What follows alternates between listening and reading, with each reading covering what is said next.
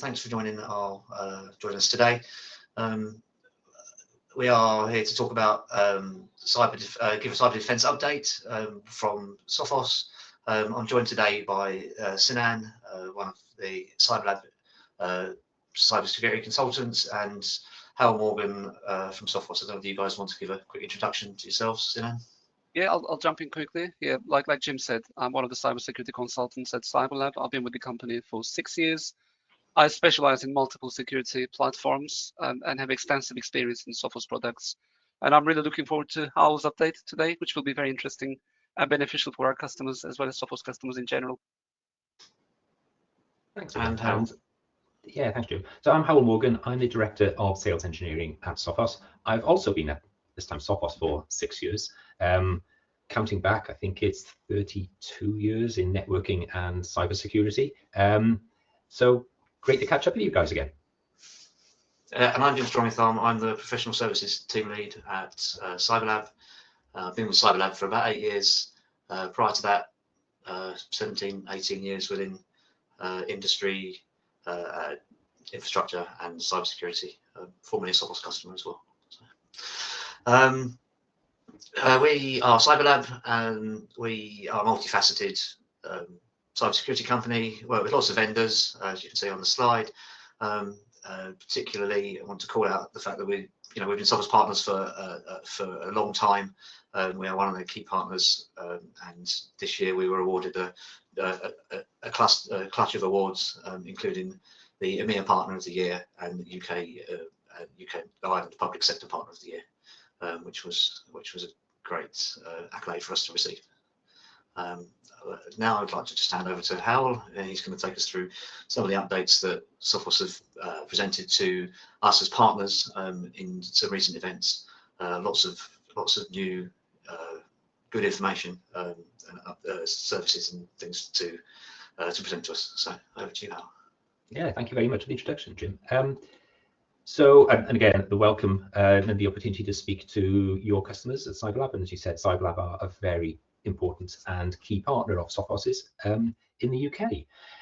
I want to cover 4 things today. I know we've discussed them a lot before. I want to start off with just a quick recap of what we're seeing in the threat landscape and some of the developments there. Then I want to take a step back and say, well, what is the Sophos vision? What is the problem that our customers are facing in cybersecurity, and how are we addressing that? Then I'm going to go into the roadmap in more specifics, and finally a spotlight on one of our newest releases, identity threat detection and response, the problems that's solving and how that can strengthen organization security ecosystem. So the first few points, looking at the threat landscape, I'm taking these from the State of Ransomware 2025 report. We do this report every year, totally vendor agnostic. 3,400 organizations from around the world are interviewed, and the organization sizes, it's a whole range. We balance it so we've got plenty in the the 100 to 500 range, and plenty between 500 and up to 5,000. So to try and get a broad view of what is happening there. And this report, and there are specific reports for individual countries and sectors, are available with a QR code there. So I do recommend that people download that and have a read of it. It's an interesting view of what we are seeing around ransomware at the moment. I want to start with, actually, there's been a bit of good news, which is unusual to start a cybersecurity update with good news. The good news is ransom demands and ransom payments actually fell in the past year. That is most pronounced right at the top end organizations. What we saw was a drop in some of the mega demands and payments. But what we're not seeing is that equally reducing across the whole market. And so medium-sized and smaller organizations are still getting the relatively high demands and payments. Also, one of the things that we saw was 57% of ransom demands are still over $1 million. And we only have to see the news lately to know that ransom demand and the ransom payment is only a part of the loss. As we saw here in the UK, ransomware attacks on Marks and Spencer's and JLR. Marks and Spencer's, I think the overall cost is hard to get an exact number, but just in operating profits, it was down 300 million over the year, which is a third of their operating profit. and Jaguar Land Rover saw no production in the UK factories for 6 weeks, and just again on profit, they swung from the year before having a profit of around about £400 million to a loss of around £400 million. We're talking about £800 million, and that's just in lost profit. There's plenty of other costs to go along with that. So good news that ransomware demands are coming down, but not something to get overly excited about, because there's still plenty of costs, and we'll delve into those a bit more. Then we looked at what are the reasons, what are the root causes of attacks, of ransomware attacks. And for the 3rd year running, exploited vulnerabilities are still the top reported technical cause. Actually, you go down to the organizations in the hundreds to 250 range, and it's actually compromised credentials. But we're seeing there's a pattern here. We're not seeing any new forms suddenly coming out of nowhere. A lot of this is down to good cyber hygiene. Now, why isn't good cyber hygiene being done? Principally because environments are getting much more complex. You think of the number of platforms now, how much is no longer behind the perimeter of an organization, and how stretched IT teams are trying to do the basics, that it's just, it's an impossible task. Then actually one of the pieces on this, and I know I've discussed it with Jim and Sinan before, is, well, what can be done? And we're going to cover some of the products later on. But yeah, actually, sorry to interrupt. That's what I was going to ask, Howell. Okay. I mean, we know Sophos obviously for their robust endpoint protection, perimeter security, appliances, etc. But are they expanding into these areas to protect customers? That's a good question. So if we work from right to left on the screen, so we'll start with exploited vulnerabilities, and it's about, the first point is, not having the vulnerabilities in the first place. It's that left shift in cybersecurity, being proactive, and that's something that we looked at and thought, why aren't organizations staying on top of their vulnerabilities and patching them? And so where we went with this was, about 18 months ago, we launched Managed Risk as an addition to our Sophos Managed Detection Response service. So this extends the service. We've done this in partnership with Tenable, where the technology can scan both internal and external vulnerabilities. But there are other solutions that do the scanning. That wasn't the challenge. What we found was the reason most organizations weren't patching their vulnerabilities was because they just get this information back from the scans, in the past, whichever technologies they were using. And it tends to be very technical information, very little guidance as to which are the most critical to patch first. And so that's why we added Managed Risk into our Managed Detection Response service, to help organizations do the scanning, but then give them the advice on, where should you start? What's the biggest bang for your buck in terms of patching these vulnerabilities? But then you think, okay, even if there might always be some 0 days, there might be some that haven't been patched. And that's where additions to our Sophos endpoint, for example, AAP, adaptive attack prevention, comes in. So that it's always one of those challenges when it comes to anything in cybersecurity, getting that balance right between, you want security high enough that it's going to prevent attacks, but not so high it gets in the way of people doing legitimate work. And that's what AAP does within Sophos endpoint. If the Sophos endpoint detects that there is an attack going on, or that there is suspicion there's an attack going on, temporarily it can raise the level of security being implemented to a level that you wouldn't want to operate your organization with that level of security in place forever. But it buys you time. It says there's something going on here, you need to investigate. Let's make sure that isn't going to take effect. And then once it has, once the mitigation is in place, then the level can drop down automatically to a more usable level. So that's around what we've been doing about the vulnerabilities. And it comes to compromised credentials. I'm going to hold up on that one because that's where we're going to focus the last part of the session today, the update on Sophos Identity Threat Detection and Response. Sure. And then malicious email and phishing, we pull those together. How long has this been around for as a root cause? That's somewhere where with Sophos email security, which as well as being a cloud-based secure email gateway, also has within it now phish threat as a part of it, so that you can train your users into spotting phishing attacks and increase their level of knowledge and expertise. That's how we're addressing those top areas there. Excellent, thank you. Okay, so that's the technical root cause. But for the first time this year, we also looked at the operational root cause. And number one is lack of security expertise within organizations, not having the skills or the knowledge to be able to detect an attack is underway and then stop it. That is closely related to number three, which is just the lack of capacity of people, the number of people that organizations have. Those two things together goes back to my first point I said about why aren't certain things being done? Why isn't the good hygiene being done? Organizations are just so stretched with what they're trying to do from a security perspective. IT teams, it's just an unfair argument. It's like it's like Wales rugby playing anybody at the moment. It's always going to be an unfair competition because we're going to get slaughtered. It's such an uneven battle, and that's why we really think that wherever we can, is to provide not just the technology to organization, provide the people, the process, that expertise that provides a full solution. And that's where managed services like managed detection and response, like managed risk within it, we think is a very important part for most organizations. There'll always be some that have a huge security team. They're probably central government organizations or the top banks. Yeah, they've got their own SOCs. They've got the 24/7 coverage. But for most organizations in the real world, that's just impossible. Yeah, I mean, apart from finding talent, which is difficult in itself, there is also a challenge with the budgets. The solutions we are talking about, I was just wondering how budget friendly they are compared to employing security staff or bringing up your own SOC, etc. Any insight there?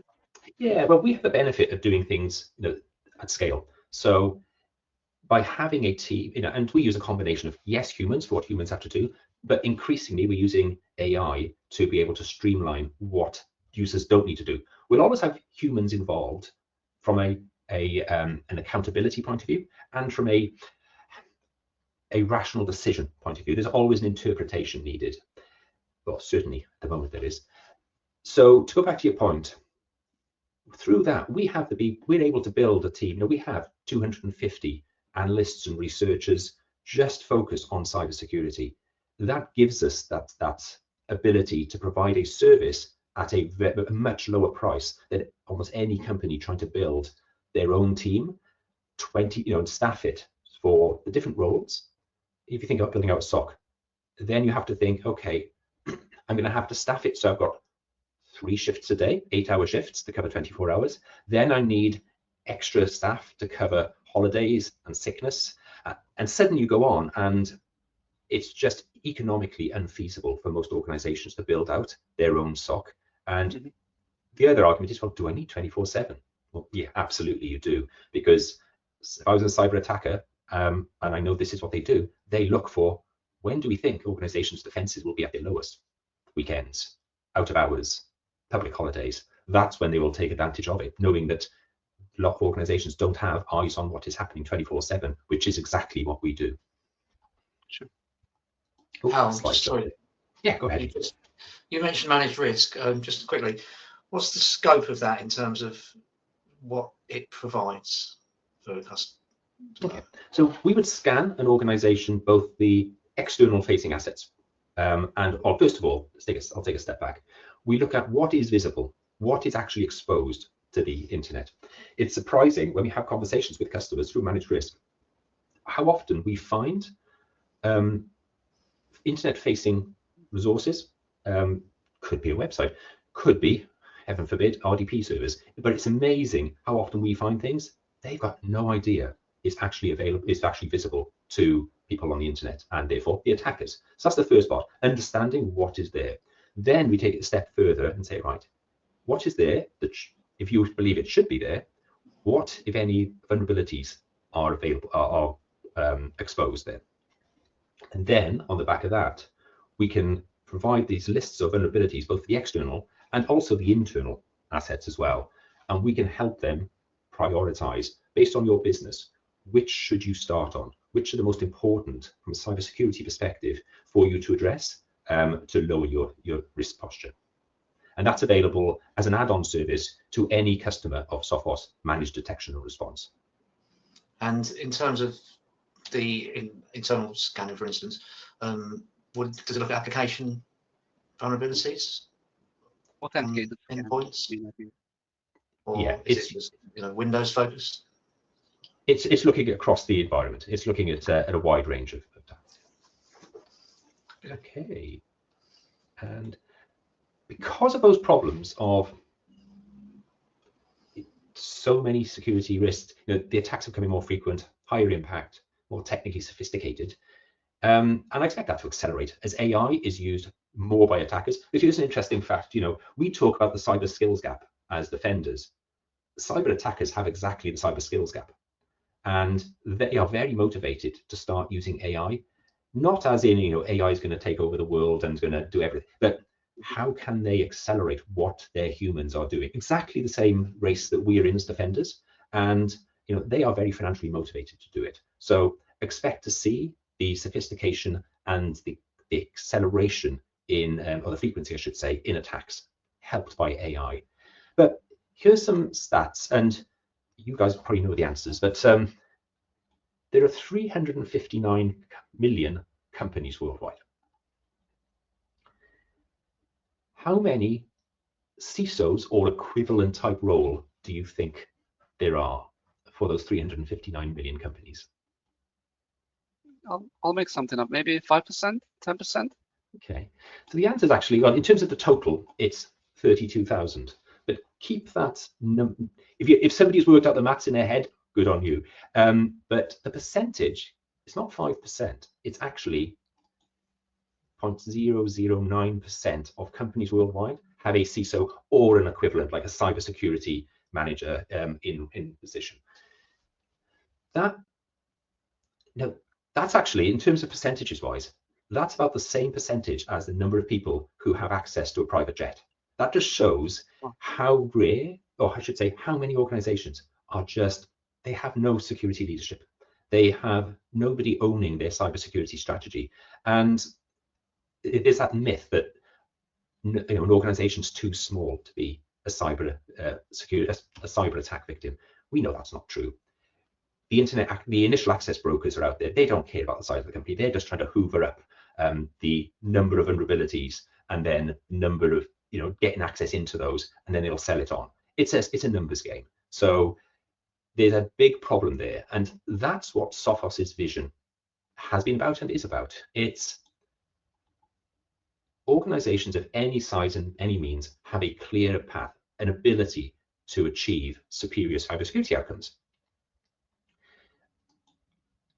In terms of that, take that a step further. We want to empower every organization in the world with the advantage of a world-class CISO. Now, going back to your points in that, it didn't make sense for most organizations to build out their own SOC. It doesn't make sense for most organizations to have their own CISO either. So I want to share a video right now. This is a concept, but it's something that we're planning to bring to market during 2026. And this video is, it was shared with our partners in the recent get-together that we had. So it does talk about it from a partner's perspective, but put that aside as the audience and just consider this is something that we plan on making available to customers. So let me just play the video quickly. Today, we'll walk through the vision of our CISO Advantage service for organizations of any size with or without existing CISOs. CISO Advantage offers a continual evaluation of risk and reduces risk for your organization in a measurable way, driven by expert-level security leadership. As your co-pilot, it provides you with the guidance needed to manage and improve your security posture while staying ahead of compliance requirements and emerging threats. Let's dive in. Here's the MSP dashboard. It aggregates all your customers' cybersecurity data, offering a clear snapshot of open security issues. CISO Advantage provides actionable insights that help you prioritize the most critical tasks, ensuring nothing falls through the cracks. This enables partners to deliver unmatched value and better outcomes to more customers, faster and more efficiently than ever before. It's the ultimate technology and enablement solution that nothing in the market comes close to for risk assessments and lifecycle risk management, offering clear, prioritized guidance that reduces risk over time. Let's jump into a customer dashboard. CISO Advantage understands your unique needs and provides personalized recommendations. For example, you'll see that it includes a real-time risk register, a critical tool for CISOs to manage and mitigate risk across their organization. and it highlights a recent SLA breach caused by a bug from a third-party tool and guides you through investigating and remediating the issue. By following these steps, you'll improve security posture and continually lower risk over time. Next, let's focus on compliance. CISO Advantage proactively reminds you when it's time to prepare for a SOC 2 audit. Let's initiate that process. CISO Advantage generates the audit scope and summary based on your environment, which you can easily validate. Once aligned, the next step is gathering the necessary control evidence. CISO Advantage checks your previous audits and pulls in relevant controls, saving time and ensuring consistency. It can also retrieve additional evidence with your permission, streamlining the process. For any remaining pieces, it prompts you to contact your teams and can even reach out to them on your behalf to speed things up. Once all evidence is gathered, your SOC 2 audit is complete. You can easily view or export the audit pack. CISO Advantage will also ask if you'd like to prepare a report for your board, making the process seamless and transparent. But it doesn't stop there. It looks ahead and recommends additional audits based on your profile, helping you proceed quickly with new compliance requirements by leveraging evidence from previous audits. This ongoing engagement is what sets CISO Advantage apart. It's not a one-time tool, but a long-term partner helping you continuously optimize your security posture and reduce risk. With continual risk reduction, it'll help your business stay secure and compliant in an evolving threat landscape.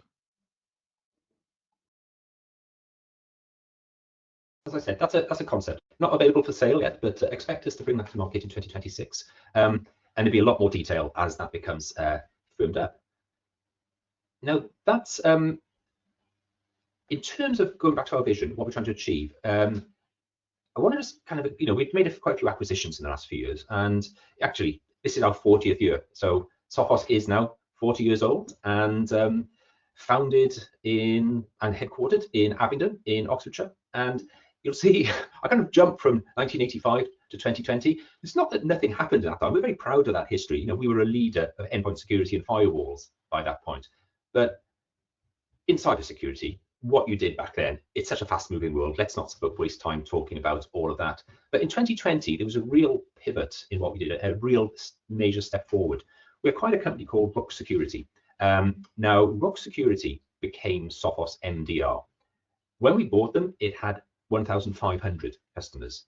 Today, we have 35,000 customers in 5 years. It just shows, going back to that problem, organizations need a SOC working on their behalf.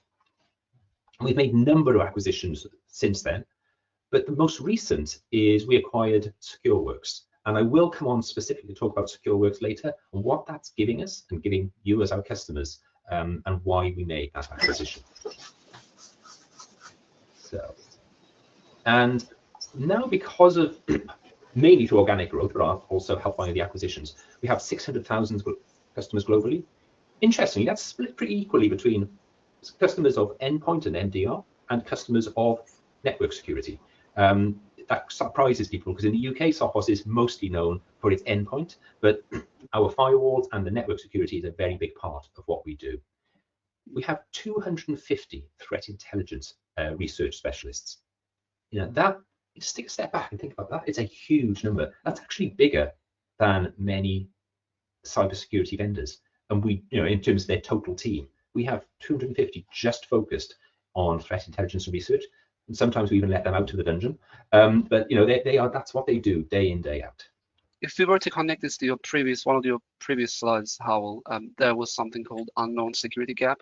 So obviously that ties very closely with threat intelligence. If you don't know what's going on out there, you don't know if there's a gap or not. So threat intelligence, I think, fits that gap. And it's something that's often overlooked. It's like assuming that every security solution, let's say endpoint security. Well, I look at, you might look at the capabilities of it. The kind of threat intelligence is like you make an assumption, it must be good, they're in business. And, and we come on to, actually, I'll come on to it in the next slide, but the next couple of slides. We actually, every day, we think about, actually, I will jump onto the next slide on this. This is the Sophos platform, and I will take you through this to explain what we're doing and why we're doing it. So at the heart of what we do is the data lake. The data lake is being fed by inputs from all of our products. We're getting telemetry from all of our products. And here's a statistic for you. Every day, we get 223 terabytes of telemetry back from Sophos products into, I should say, not just Sophos products, from multiple products into the Sophos data lake. put that in context, every day we get the same amount of data in as if you recorded every second of every Premier League game for a season in 4K. That is how much telemetry we're getting into the data lake, and that's really valuable. So to go back to your point, Sinan, it's not just the scale of what we're seeing, which is great. It's also what we call the aperture of what we're seeing. It's if all we were seeing was data coming back from endpoint, you're going to get a very endpoint specific view on the world. It's going to be very limited. But if you combine that with getting data back from our firewalls, from email security, from network detection response, network devices. Thank you. Yes, across the whole that, but also when you're getting information in from, and I'll come on to it now, is our open architecture as well from third-party products. You see how that gives us such a unique view on what is happening there.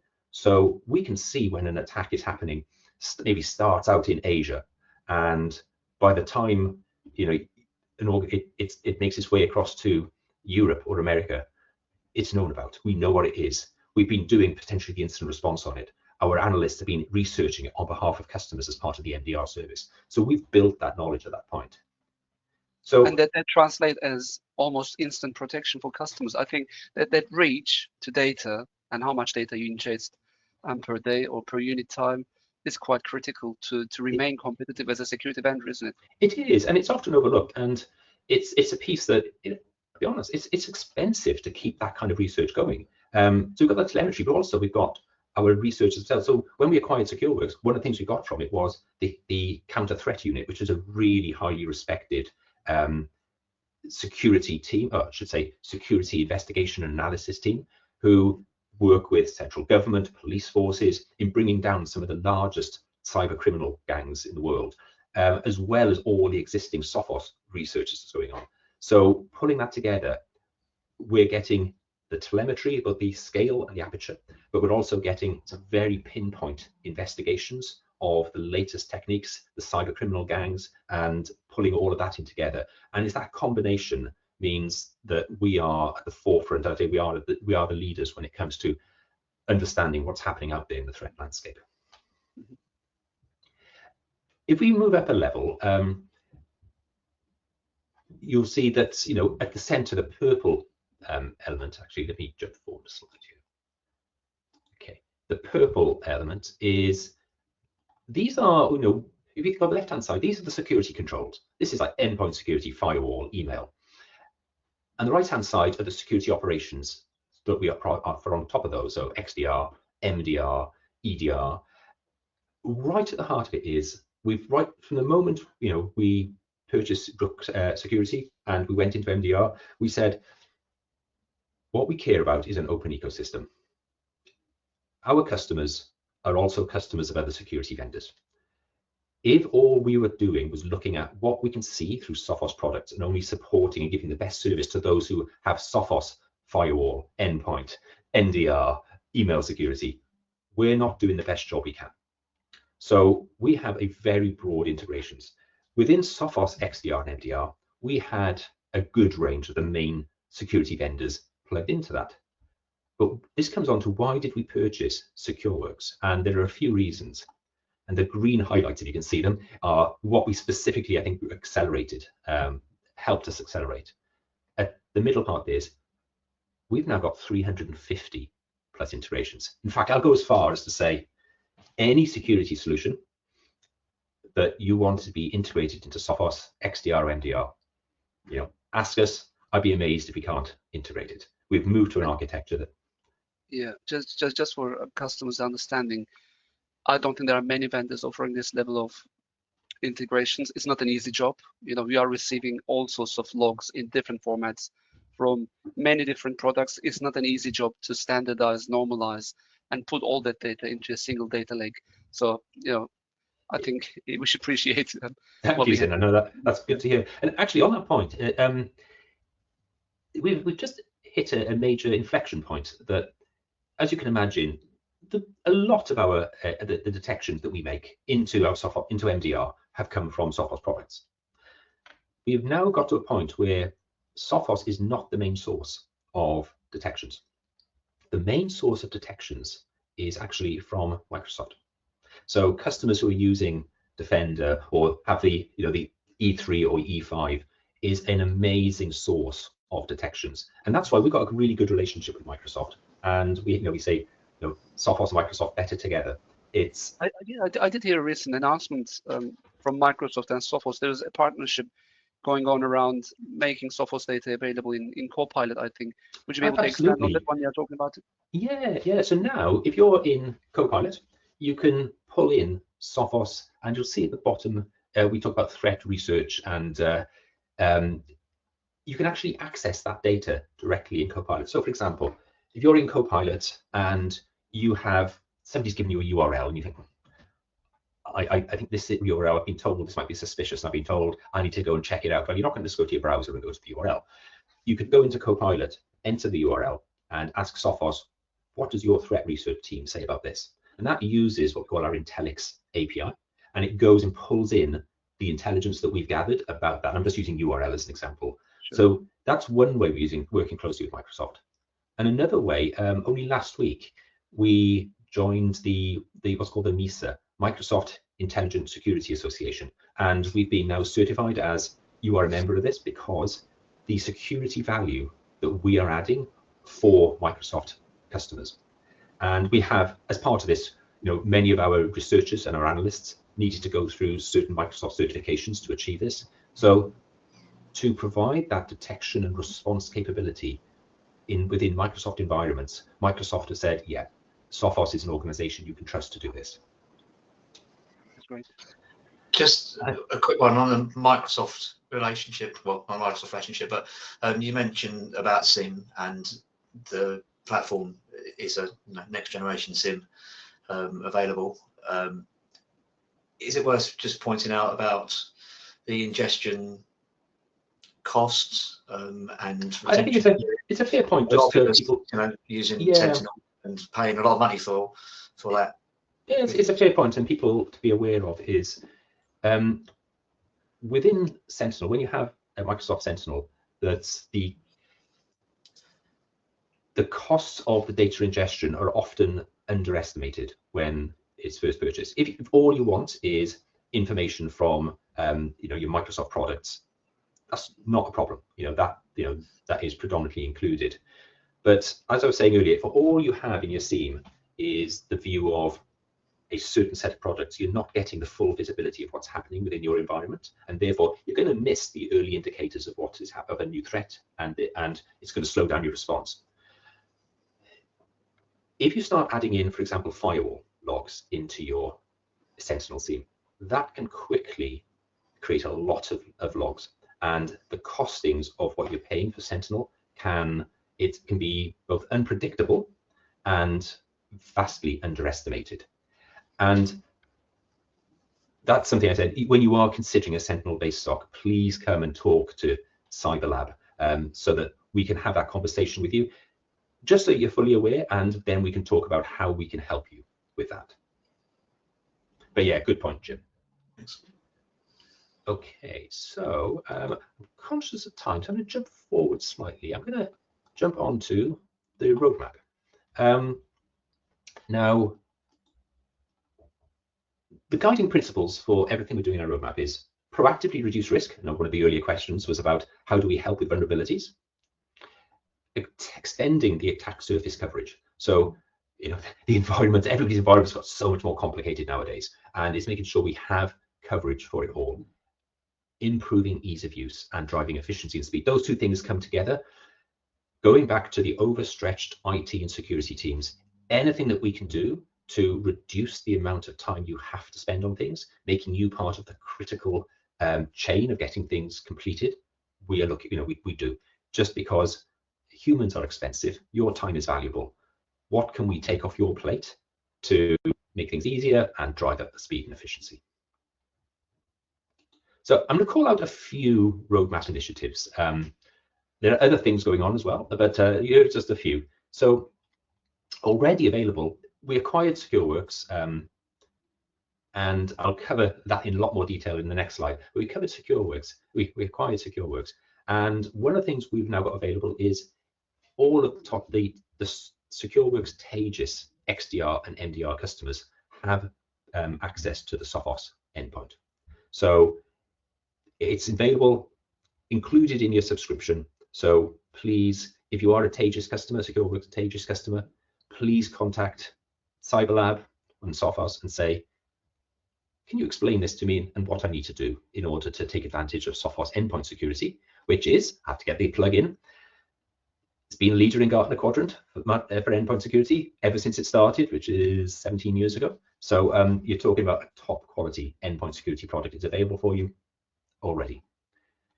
Sounds like a good deal. ITDR, I'm going to cover later. Like I said, I'm not going to go through all of these, unless Jim and Sinan, you've got questions on particular ones. We've just come out with obviously the MDR XDR optimized firewall. We always think of the firewall as it doesn't sit on its own in the organization. It's part of the network. It's part of the security infrastructure, and sometimes it's thought of as being separate, and that's wrong. So, for example, the security operations team, you get an indication from somewhere, whichever tools you're using, and says, okay, I've just seen somebody trying to access something. Maybe it looks to me like it might be a command and control server, or you might have got a third-party list of suspicious domains. You might be through an industry organization, for example. That's easy with Sophos Firewall. You can just simply go in and say, right, Sophos Firewall, block access to these URLs, block access from downloading these files. Don't have to make rule changes. It's something that is done by the security operations team that they can just do through Sophos XDR, or our team can do through Sophos MDR without having to worry about, I need to take my firewall down, or I can make this change, or I'm in a change freeze, I can't touch my firewall. No, it's a security operations task that just allows you to dynamically update those lists. Yeah, so it can act on threat intelligence. It can. Automated, in an automated manner.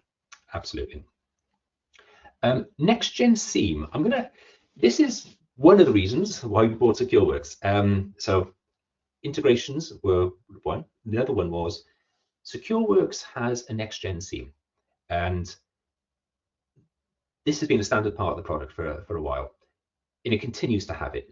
What we're now doing is, and you see here, we're talking about the second half of 2026, is making that available to customers of Sophos MDR. And exactly the timescales and how it's brought to market, we're still looking at the options, but we realize that, go back to your point earlier, Sinan, customers many need a SIEM certainly for regulatory compliance reasons, but they're finding the Sentinel approach is unpredictable and underestimated how much that's going to cost them. So it is something that we will be bringing to market. It's already there, the technology's there within SecureWorks technology, but it's something that we're going to be bringing to market. And then CISO Advantage, what I showed earlier in that video. Go ahead, Sina. Yeah, I was just going to say, I think it fits a space where Sophos was not really present, and especially customers with mature security operations, for example, they're not necessarily going to get rid of their existing security processes and procedures. So the next gen SIEM to be in Sophos product portfolio, I think, would be a very complementary thing to add, in my opinion. I agree. And so the acquisition of SecureWorks, and this brings me on to this next. This is a question that comes up a lot. People have heard the announcements we've made about Sophos acquired SecureWorks. What does that actually mean for me? So I would say, well, we're somewhere. This is the integration, because what we purchased a great XDR solution and a great MDR service on top of it. Guess what? Sophos had a great XDR solution and a great MDR solution, the service over the top of it. So we feel a bit like a swan at the moment. We're hoping for customers this appears very graceful, but there's a lot of work going on beneath the surface. So what we're doing, we're taking the best of those and we're bringing them together, or more precisely, SecureWorks XDR, it satisfies more sophisticated use cases, or more complex use cases is a better word, than Sophos XDR did. Sophos XDR is great, but if, for example, you wanted to create your own SOAR workflow, could you do that with Sophos XDR? No. Do most of our customers care about that? Probably not. But there are customers, particularly at the larger enterprise, where that type of granularity, customization is very important. So what we're going through at the moment is we're taking the SecureWorks XDR technology, and we are using that as the heart of what it'll be called something along the lines of Sophos XDR Next Generation or Sophos XDR 2.0. I'm not sure the naming, that's not my call. But we're taking the great technology of XDR from SecureWorks, bringing that in so that it is all then managed through Sophos Central. Now, the piece I made about being like a swan, from a customer perspective, if you're a Sophos XDR or MDR customer today, this should be totally seamless to you. You will move from using XDR as it is today to using an improved, or I should say an expanded, is a better word, XDR or MDR service. How we move things across, that's work that we are doing. We're not expecting you to do anything on that, but we are moving you to this. The architecture is being extended beneath the surface, but from a customer experience point of view, that is something that will be a smooth movement. Hopefully, all you notice is there's some new options in Sophos Central, and you have more capability should you want it. But we're also very conscious that customization is great, but we realize we don't, it's critical that we don't overexpose some of that and complicate some of the use cases. Yeah, have we mentioned a time frame for integration? Yeah, so expect the single converged XDR for Sophos customers April. I'm confident at April. We're going through early access programs leading up to that. If you're a SecureWorks customer, business as usual. Carry on work using SecureWorks as it is until we're at a point where everything that we have within the Sophos world is feature parity with what you're used to within the SecureWorks world, and then there'd be a similar migration path for yourselves. So in terms of, I should have been more precise on my question, Sinan. In terms of the XDR solution come together, that will be April. In terms of the MDR service above it being converged, then that's more towards August time. Right. Okay. Any questions from you guys on SecureWorks? I think we pretty much talked about everything. I think your point around being able to like accept playbooks and let the mature security teams customize things is a great ability. I don't think, like I said, I think that's the key point. It's customization. That's the big advantage that all of our customers will benefit from. This is the customization should they want it. Certainly not forcing it on anybody. And I do feel like there was like a level between XDR and MDR. Maybe there are customers in between. They want certain automation, but they're mature enough already. You're totally right. Every organization is different, and for some, MDR is there as a backstop, but they want to do a lot themselves. For others, they want to do as little as possible themselves and have and devolve the responsibility to the. So it does depend, but at least now there's more of an option for all those organizations who want to implement the more complex pieces themselves and have the customization rather than complex customization themselves. Sure. I think we've talked about sort of tools and services within that the Taegis integration brings. What about kind of service quality and being able to interact with engineers and threat hunters? That option's not there so much with the Sophos MDR. Is the Taegis integration going to bring more of that? I think as the bringing together of the MDR piece is we're looking towards slightly further out timescale, so more like August. Exactly how that will appear, we'll share as soon as we got it. I don't have all the details of exactly what that service, what the different levels of that service would be at the moment. Okay. But if we compare current capabilities, Jim, as far as I know, with Sophos MDR, obviously when there are incidents, you get reports, so you get emails of what has been done on behalf of you, or what was the threat. So there's a nice summary. On the other side, Taegis provides like live chat utilities and things like this, so you can actually message to the threat analyst directly. So I'm expecting that service to be available. We're certainly not looking to. We're certainly not going to be downgrading any services, but exactly how we package it is still to be decided. Sure. Okay. I think we've got a few slides here, but I think we've actually covered many of these in the conversations. We kind of jumped around a bit, but in terms of, I think all of those pieces, I think we have discussed. Actually, the thing I did want to call out is the first piece here. Out. This is our endpoint security. That's one of the criticisms sometimes has been thrown at Sophos is Sophos endpoint is a little resource hungry, isn't it? Now it's always a balance in cybersecurity. If you want to do a lot of security, yeah, it's going to consume resources. Or you could have something really lightweight that does nothing. Now it's always getting that balance right in the middle. Can I just add something there? The lightweight, I think there's when the agents are lightweight, there's dependency on cloud services. So what you maintain in the agent itself on the endpoint or the host operating system versus what you do in the cloud. There's an element of risk there. I think Sophos has been playing it relatively safe, having capabilities in place. We have, but we have listened to what people have been saying as well, and the latest release of Sophos Endpoint, which was 2025. Yeah, .2. Thank you. Yeah. Which is already available. It's been rolled out. Is been a substantial drop in the resources. 40% less memory use. That's massive. Lower CPU impact. I would say compares to any other cybersecurity endpoint security solution out there. If this has been a concern of yours in the past, check it out again. Because it's certainly not a concern. It's something that we've taken seriously, their feedback on that. Yeah, we've definitely seen that with customers. That's good to hear, Jim. We were able to verify it pre-post states, and yeah, it is correct.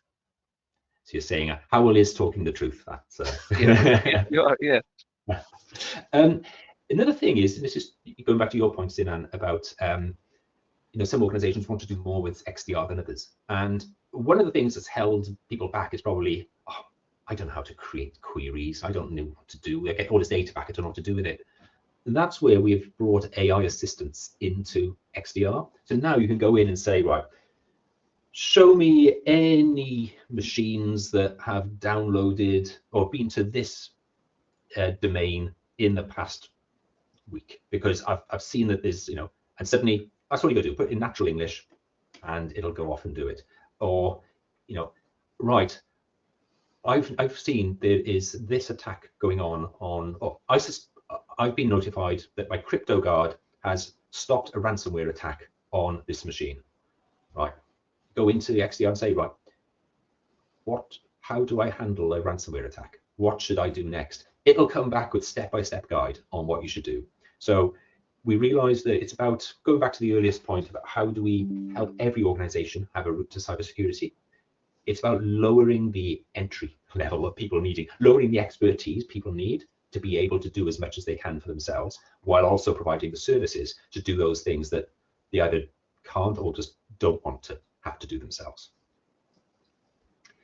Identity security I will come on to in a moment.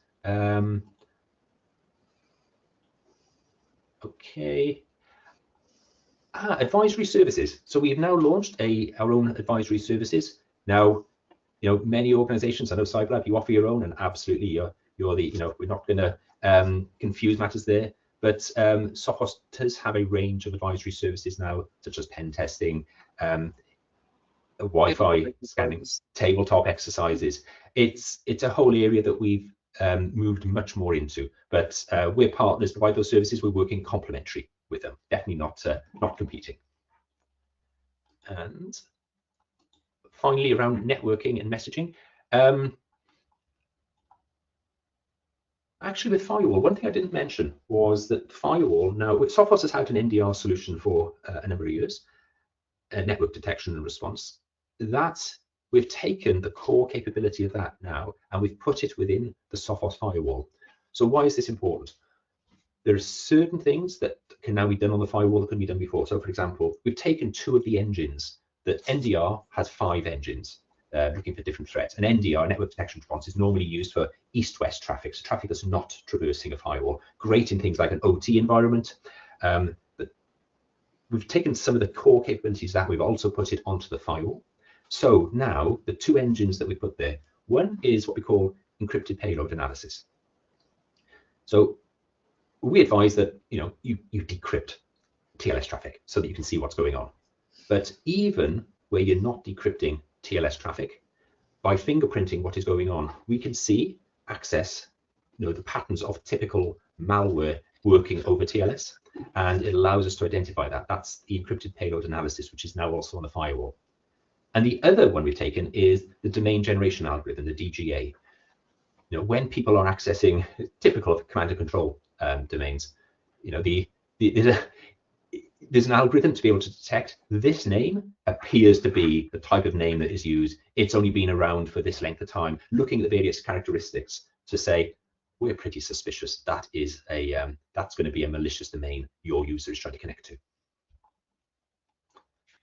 Oh, I'm really conscious of time. Do you want to talk about ITDR? Absolutely. That was my next slide, but thank you, Jim. Okay, so what is ITDR? Well, how long have we all been saying identity is the new perimeter? We're all remote. We're going to cloud-based apps. You can't rely on firewalls to do everything nowadays. But from that complexity, attackers have been taken advantage. 95% of organizations have a critical Microsoft Entra ID identity misconfiguration.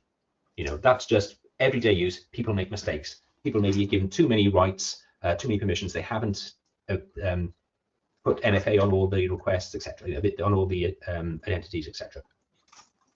90%, because of these kind of misconfigurations and other aspects, 90% of organizations experienced an identity breach in the past year. This is how attacks get in. We have a saying, attackers aren't breaking in, they're logging in. It's stolen credentials. It's under secured accounts. And then we've seen that with the number of leaked and stolen credentials. This has doubled in the past year. Going back to what we were talking about earlier, you're an initial access broker. How are you going to get in? You might be looking for exposed vulnerabilities, and then what was one of the other highest things? You're going to do a phishing attack. You're going to steal somebody's credentials. You're going to trick them into entering their credentials. ITDR is to be thought of as you've got your identity access management, Microsoft Entra ID in this case, which is all about provisioning and ongoing management of the identity within your organization. Now, these could be individuals, but you're also talking about applications and services that need, there's multiple types of identity. And then you've got your security operations. Could be your own SecOps team, your own SOC, or more than likely, it's an MDR solution, such as Sophos. What pulls those together? How does the security operations team, how does the incident responder know that there's an identity problem, that somebody's credentials have been leaked on the dark web, that there has to be something that pulls these together? Having endpoint security is not going to detect that Jim's credentials are now being traded out there on the dark web. That's what ITDR is for. It starts off proactively. Can we identify vulnerabilities in the identity security? And are there leaked credentials? And then it allows the security operations team to understand those and to take proactive response to it.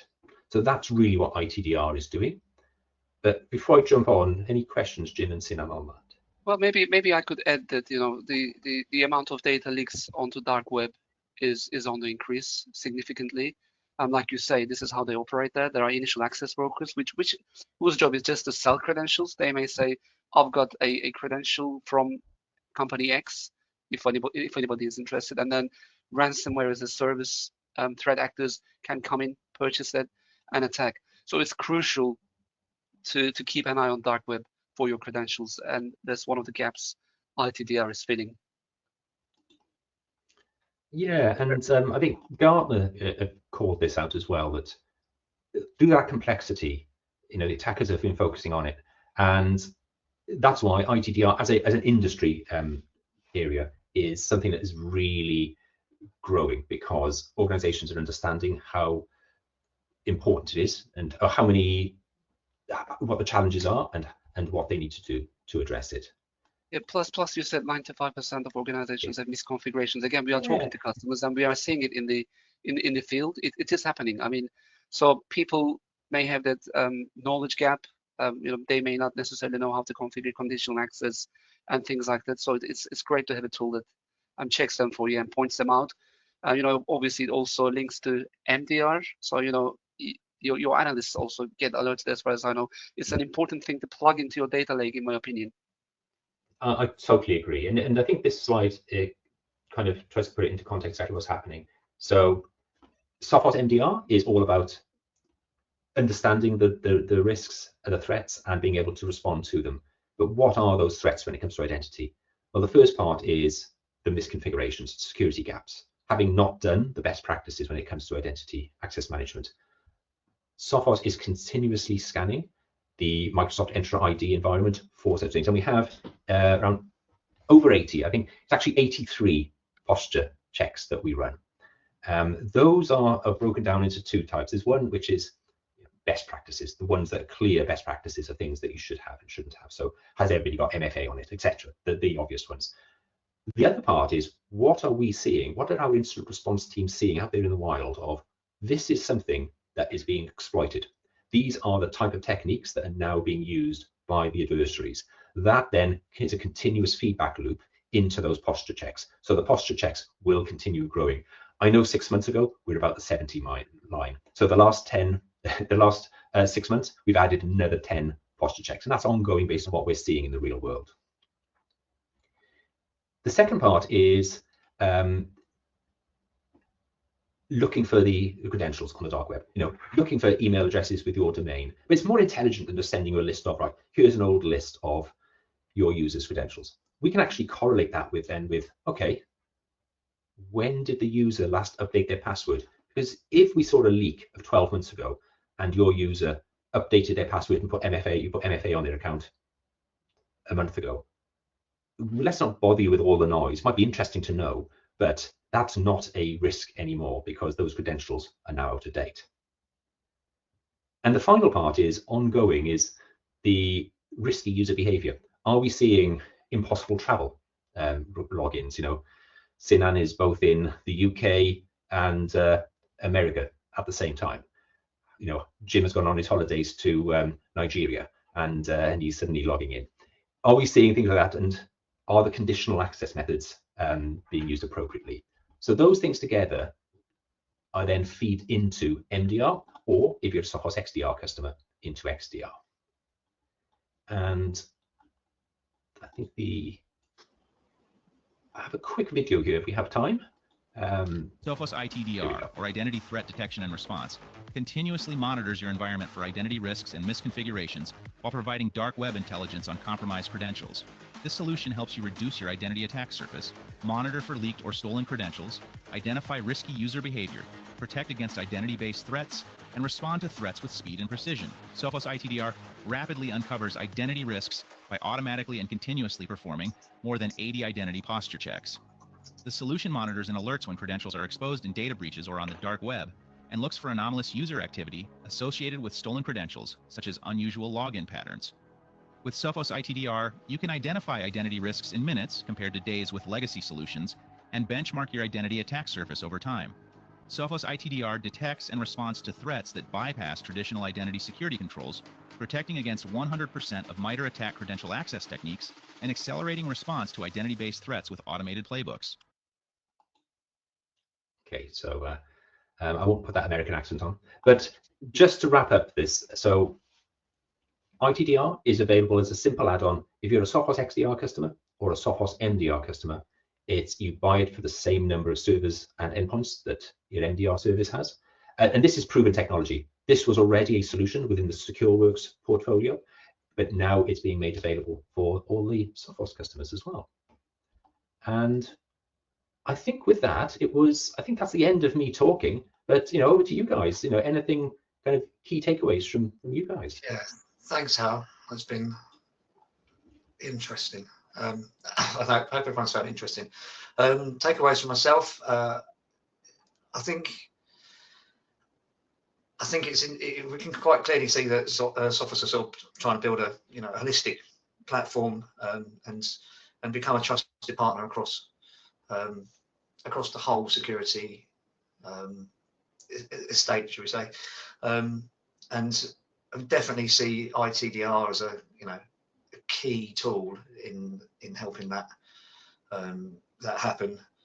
It's it's a great great benefit to those people working towards NIS2 and NCSC CAF accreditation, should we say. I think that's probably that's my key takeaway. Yeah, I mean, I can echo what you've just said. SecureWorks acquisition seems a very significant step forward. Like we discussed, and there are really important additions to product portfolio. There were things we didn't discuss in detail in this call, but I've seen it on Partner Tech Academy, which I've joined in September. And by the way, while you're in the call, I will. It was a great event, and it really showed the commitment and care for channel partners. So thank you for that as well. MDR XDR optimized firewall was an important step forward, being able to act on threat intelligence. There was something around email monitoring system, to enrich email telemetry from third parties. There's an important addition as well. And one thing I want to add is MDR appliances. I know they're going to be coming in 2026, which is important. We've felt the pain with third-party certified devices, so it's going to be a much welcome when it arrives. And I'll put one final teaser there as well, which is we didn't mention today, which is workplace protection. So that's going to be a combination of if the challenge is securing those remote workers when they're accessing private apps, web apps, and SaaS applications.